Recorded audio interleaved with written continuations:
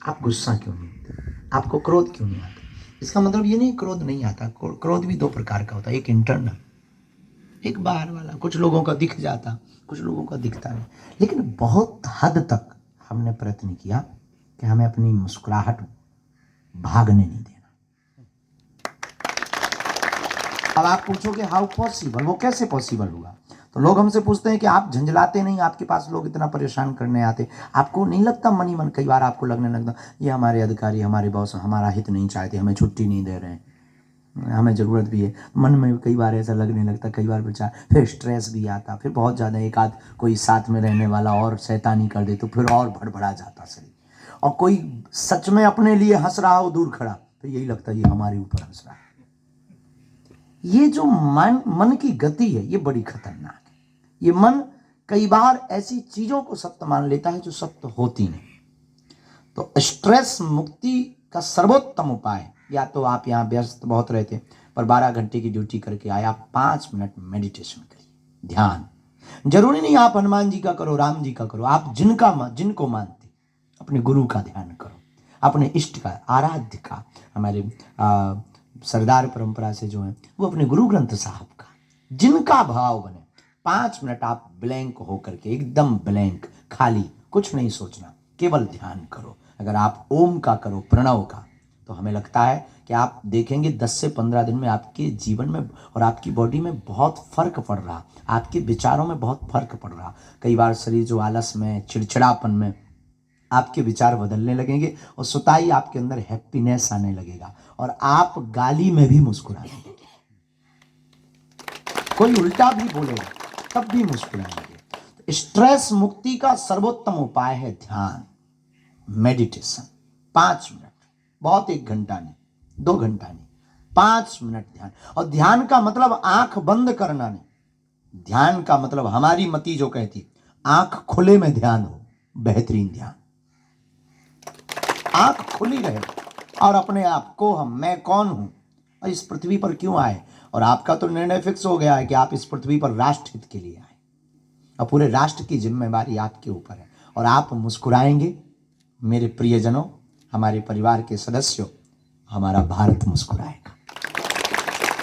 आप स्वस्थ रहेंगे, हमारा भारत स्वस्थ रहेगा। और आपका ब्रेन तेज चलेगा, हमारा भारत आने वाली हर बला से बच जाएगा। हमारे भारत में की जो सुरक्षा व्यवस्था आपके हाथ में है, पूरा देश आपके कारण चैनी से सो रहा है। लेकिन आपका मुस्कुराते हुए रहना बहुत जरूरी। और हमने तो प्रण लिया है कि हम, अभी आपको बता भी रहे थे कैंप में जहाँ बैठे चाय पी रहे थे, हम प्रार्थना कर रहे थे कि एक बार हमारे साथ ऐसी घटना घटी तो हमारे जीवन में वो क्रांति हुई।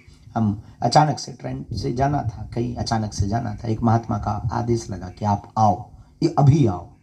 हम किसी शहर में कथा कर रहे थे, वहाँ से हमने रेलगाड़ी पकड़ी, रेलगाड़ी पर बैठे तो कुछ कोटा ऐसे होते हैं जो तुरंत टिकट मिल जाते हैं, पर उस दिन किस्मत की बात कि हमको नहीं मिली।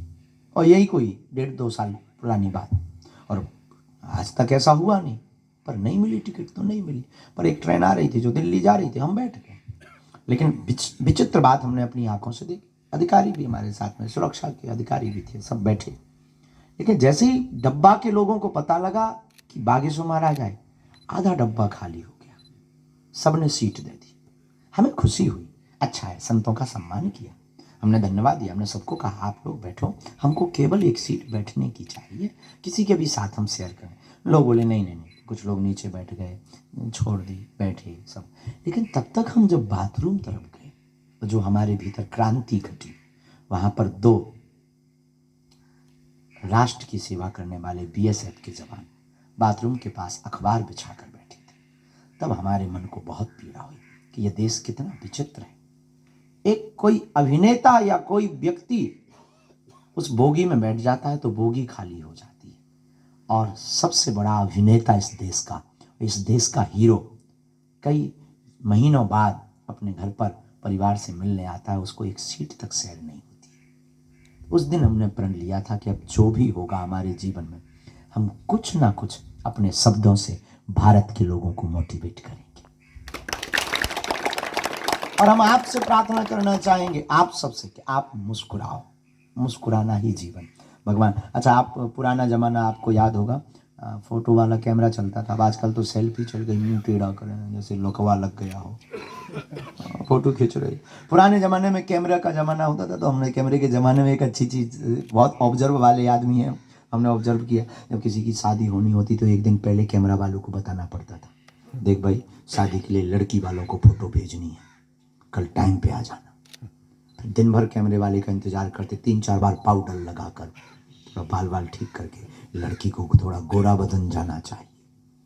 कैमरा वाले के भी उन दिनों में बहुत साके पड़े थे, उनकी भी इज्जत बहुत बड़ी होती। वो आता था मस्ती से, फिर लेंस साफ करता था, फिर वो चाय पीता था, तो वो पूछता था फुल खींचूं या हाफ खींचूं।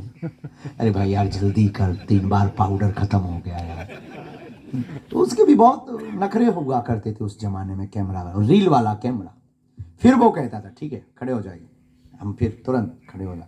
फिर वो कितना भी अनपढ़ गवार हो, वो अंग्रेजी का एक शब्द, प्लीज स्माइल। अनपढ़ गवार, हमारे गांव का छन्नू लाल आदमी, नाम उसका छन्नू लाल, अनपढ़, कभी स्कूल का मुंह नहीं देखा, लेकिन उसने कैमरा क्या खरीदा, प्लीज स्माइल बोलता था। और कभी वो अपना नाम नहीं लिख पाया ठीक से, वो प्लीज स्माइल बोलता था। वो हम लोग तुरंत, जैसे कैमरा वाला प्लीज स्माइल, हम लोग तुरंत दांत निकाल, बत्ती से बाहर, हम मुस्कुरा देते थे। अब वो तुरंत फोटो खींच देता था।